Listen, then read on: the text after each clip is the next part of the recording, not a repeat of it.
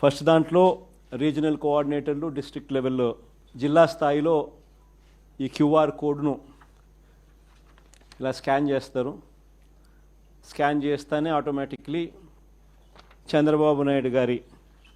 Manifesto దాంట్లో నుంచి బయటకు వస్తుంది. బటన్ నొక్కితే ఆయన మేనిఫెస్టోలో ఏం చెప్పినాడు అన్నది, చంద్రబాబు నాయుడు గారి బాండ్స్, గతంలో ప్రజలకు ఇచ్చిన బాండ్స్ శాంపుల్ కాపీలు,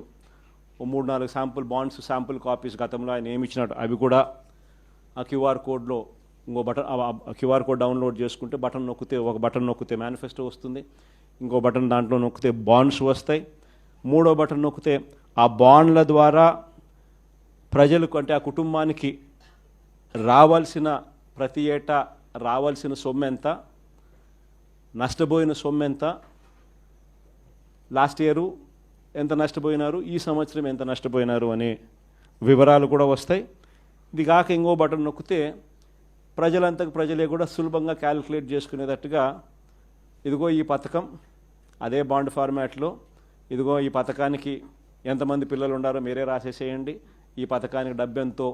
పక్కనే ఉంది, ఇంటూ క్యాలిక్యులేషన్ ఎంతో మీరే పక్కన రాసేసేయండి. సో ఎంత అమౌంట్ మీకు మీ కుటుంబానికి చంద్రబాబు నాయుడు గారి మేనిఫెస్టో వల్ల రావాలనో మీరే లెక్క కట్టేసేసి రెడీగా ఉండండి. చంద్రబాబు నాయుడు గారికి సంబంధించిన నాయకులు, కార్యకర్తలు ఆయన కూడా ప్రజలందరికీ నేను అన్నీ చేసేశాను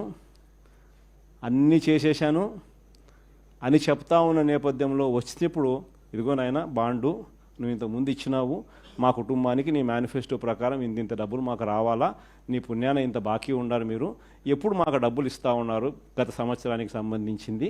ఇదిగో ఈ సంవత్సరం కూడా మాకు ఇంత రావాలా అని చెప్పి రెడీగా ఇచ్చేదానికి ఫార్మాట్ కాపీ ఇవన్నీ కూడా